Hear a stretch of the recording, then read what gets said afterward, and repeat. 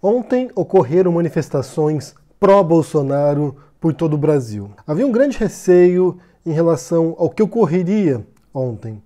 Se teria uma grande adesão, se seria uma grande manifestação, maior até daquelas que ocorreram no dia 15 de maio contra os cortes na educação, ou se seria um fiasco total e isso levaria a um colapso do governo de maneira muito mais rápida. Porque eram dois cenários preocupantes. De um lado, você teria uma manifestação populista que se inicia com núcleos radicais que eram a favor de fechamento do Supremo, fechamento do Congresso, e aos poucos foram atraindo outras vozes um pouco mais moderadas, mas uma manifestação pró-governo em si própria já é muito estranha. Realmente já indica um perfil complicado desse governo de ter que chamar suas bases para defendê-lo. E nesse cenário de uma manifestação grande, isso poderia também complicar a vida dos parlamentares, poderia intimidar os políticos do Centrão para votar aquilo que o Bolsonaro quer. E por outro lado, como eu disse, um fiasco seria realmente a comprovação de que o governo Bolsonaro já está em declínio total, que já não tinha mais apoio e que poderia começar a degola governamental aí, retirar ele do poder e botar outra pessoa. O que aconteceu foi o meio do caminho. Foi uma manifestação morna, não foi uma grande manifestação, não ultrapassou as manifestações do dia 15, mas também não foi um fiasco completo. Bem, em alguns casos, em algumas cidades foi, mas em Rio e São Paulo, que são as cidades maiores do Brasil, né, as mais representativas em termos de população, em termos de manifestações de rua, você viu uma passeata significativa no Rio de Janeiro, que é o reduto eleitoral do Bolsonaro e dos filhos do Bolsonaro também, e você viu uma manifestação ali mediana na Paulista. As imagens comparativas do dia 15 e do dia 26, você percebe que no dia 15 estava muito mais cheio, tinha muito mais gente, era um dia de semana, ou seja, alunos e professores que fizeram uma greve e foram para as ruas, e também no fim do dia você viu uma grande adesão de trabalhadores que saíram do trabalho e foram para as ruas também. Então foi muito significativo no dia 15, dia de semana, as pessoas enchendo a Paulista, um dia chuvoso. Já ontem, domingão, você viu já que estava mais vazio, já tinha espaços ali vazios. E quando você vê imagens de pessoas nas ruas, por exemplo, caminhando, você vê que tem muitos espaços, está muito disperso, tem pequenos núcleos mais concentrados em torno de carros de som, mas no geral não foi a adesão tão grande quanto no dia 15. O que a gente vai ter como resposta agora será o dia 30, que terá novos protestos contra os cortes na educação. E aí sim a gente vai ter uma resposta de fato se essa indignação popular contra o Bolsonaro continuará crescendo, continuará muito vocal contra o governo, ou se vai começar agora a se esvaziar, começar a perder fôlego. Realmente é difícil prever agora se essa briga vai cair para a rua agora, né? Se vai virar uma luta de rua dos grupos contra o governo e dos grupos pró-governo. É difícil prever isso. Mas a impressão que eu tenho aqui é que essas manifestações de ontem não vão impactar nas votações no parlamento, não vão intimidar, porque elas não foram tão representativas assim, elas não foram tão grandes assim, a ponto de o Centrão, dos parlamentares do Centrão começarem a se sentir intimidados por isso. Porque o público nessas manifestações não é o público que elegeu os parlamentares do centro. Não é. Então, assim, eles não vão se sentir obrigados a respeitar a voz popular de um grupo que é militante do Bolsonaro, que é o núcleo duro de apoio ao Bolsonaro. Por outro lado, foi um pouco surpreendente ver quantas pessoas foram, né? Embora não tenha sido tão grande assim, ainda você percebe que tem um núcleo mais radical ainda que apoia o governo, apesar de todas as cagadas que eles estão fazendo lá. No fundo, o desdobramento vai depender muito do dia 30 de maio. Se as pessoas forem para as ruas, de novo, contra o governo, contra os cortes na educação, então pode ser que a gente veja realmente o impacto do povo nas ruas. E teve uma cena, gente, que foi, assim, espantosa, assustadora e bizarra também, que foi em Curitiba, de manifestantes pró-Bolsonaro arrancando um cartaz na frente da Universidade Federal do Paraná, na frente da sede da Santos Andrade. Aí pessoal, tudo bem? Olha aqui, ó, vamos retirar essa faixa, porque prédio público não pode ser utilizado de forma ideológica. É Brasil, dinheiro público é com responsabilidade. Nós estamos aqui buscando um Brasil melhor. Não vamos permitir mais isso. Curitiba vai funcionar. Um grande abraço a todos. Que era um cartaz contra os cortes. Não tinha nada contra Bolsonaro, não tinha nada, sabe, de militância petista, nada nesse sentido. Era um cartaz contra os cortes e os bolsonaristas foram lá e arrancaram esse cartaz. Então você percebe aqui que esse povo, eles são um povo do obscurantismo mesmo, são um povo do retrocesso, é um povo contra a educação, é um povo contra a instrução, contra o conhecimento. Para os caras irem lá arrancar um cartaz que é contra cortes na educação, você percebe a natureza desses manifestantes. Você percebe que é uma pauta do atraso mesmo, uma pauta reacionária, é uma pauta contra a inteligência. Então, assim, é preocupante mesmo. E ontem, durante as manifestações, a Jovem Pan fez uma cobertura lá e houve um pequeno arranca-rabo ali, um breve bate-boca ali entre a Vera Magalhães e o Caio Coppola.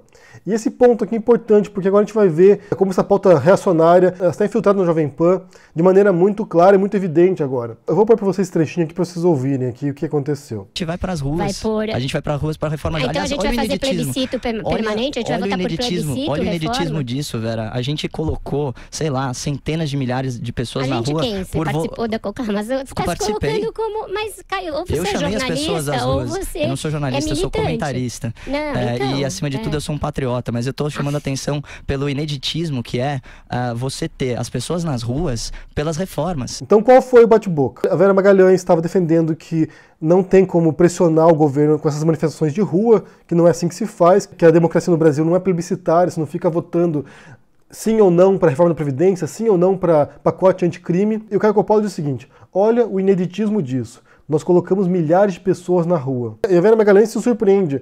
A gente quem? Ou você é jornalista ou você é militante. E o Caio Coppola responde: eu não sou jornalista, sou um comentarista. E acima de tudo sou um patriota. A pergunta da Vera Magalhães é totalmente ilegítima. A gente quem? O Caio Coppola faz parte de algum grupo que organizou essa manifestação? Está vinculado a algumas organizações que fomentaram esses protestos? A gente quem?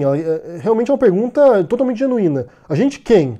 E aqui fica claro o caráter militante do Caio Coppola. Ele não é um jornalista, ele é um militante político. Ele está ali no Jovem Pan fazendo militância pró-Bolsonaro. E esse eu não sou jornalista virou um escudo para Caio Coppola. Virou uma desculpa medonha que ele tem agora para poder mentir, para poder distorcer os fatos, para poder propagar tecnicalidades, né, as distorções dele, para expor publicamente conceitos que ele não compreende e que ele distorce para os ouvintes do Jovem Pan, como se ser um comentarista fosse uma desculpa, fosse um passe livre, um salvo-conduto para ele poder propagar merdas na rádio, sem nenhum tipo de consequência, como se ele pudesse propagar mentiras sobre o Glenn Greenwald, por exemplo, como ele já fez. O que você tem agora no Jovem Pan, ali, no Morning Show, é alguém que é um militante, como diz aqui a Vera Magalhães, né, como ela se indaga, né, ou você é um jornalista ou você é um militante, que talvez tenha vínculos com organizações que estão montando passeatas pró-Bolsonaro.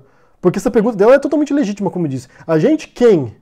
Quem somos nós que pusemos milhares de pessoas nas ruas? Como você já viu anteriormente aqui num vídeo meu, ele foi alguém que foi falar numa entrevista que ele não tinha rabo preso. E quando ele fala a gente põe pessoas nas ruas, realmente é muito estranho, é muito estranho. O que eu percebo é que o Caio Coppola se tornou a porta de entrada para drogas mais pesadas. Você chama aqui, ó, vem dar uma cheiradinha no Caio Coppola aqui, e quando você vê a pessoa tá lá embaixo de um viaduto, na Conservadolândia, usando drogas pesadas, usando pedras de Nando Moura ou Olavo de Carvalho. Então, assim, você tem alguém lá que está fazendo uma militância pró-Bolsonaro na rádio, para centenas de milhares de ouvintes, diariamente fazendo isso, propagando distorções completas do que é ser progressista, que pensa a suposta esquerda que ele ataca. Eu vou dar um exemplo aqui, bastante claro.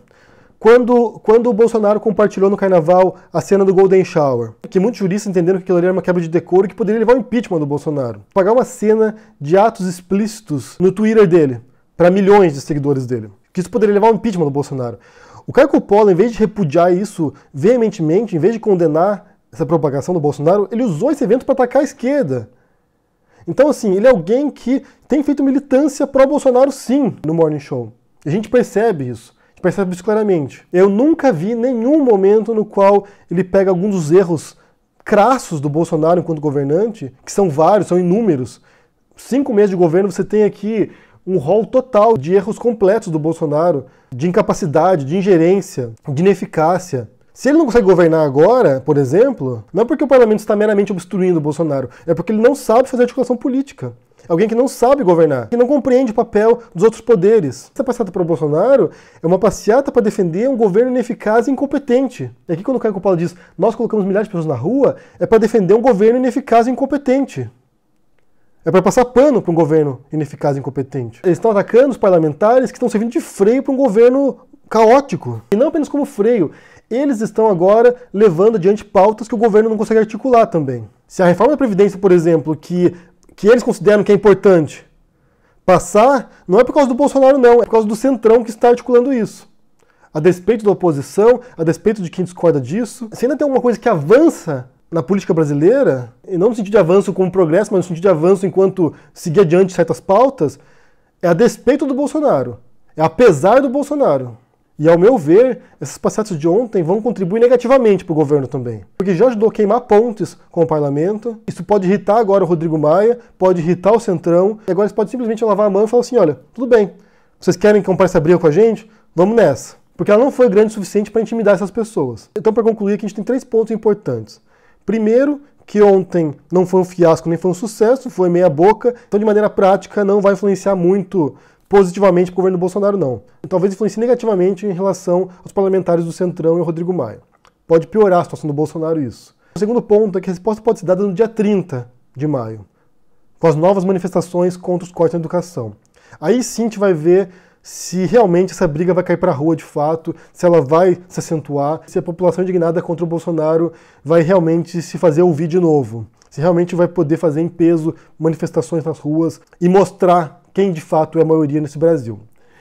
E o terceiro ponto é a militância do Caio Coppola, que ficou explícita agora. Esse bate-boca ali entre ele e a Vera Magalhães, ficou claro que ele não tem compromisso com os fatos e com a verdade, que o compromisso dele é com uma agenda ideológica pró-Bolsonaro. O Caio Coppola tem a função ali de defender o governo do Bolsonaro. O que ele entende que é patriotismo. E essa frase dele, né, eu não sou jornalista, sou comentarista, virou uma desculpa esfarrapada para mentir, para distorcer, para enganar o público da Jovem Pan. Como se o comentarista não tivesse ter nenhum tipo de rigor e de compromisso com os fatos. É um desrespeito com os colegas jornalistas dele que estão na Jovem Pan, é um desrespeito com o público ouvinte da Jovem Pan. Eu quero saber o que vocês pensam, primeiro sobre as passeatas de ontem, as manifestações de ontem, se vocês acompanharam, como vocês acham que elas vão influenciar agora nesse cenário político brasileiro, se vai intimidar o Centrão ou não, se vai piorar a situação do Bolsonaro. E depois também o que vocês pensam sobre essa frase aqui da Vera Magalhães, retrucando aqui o Caio Coppola. A gente quem? Ou você é jornalista ou você é militante. O que se expõe agora sobre o painel da Jovem Pan ali, do Morning Show? Me diga o que vocês pensam, desse joinha, assine o canal, no Apoia-se, a gente se vê por aí. Abraço e até mais. Tchau!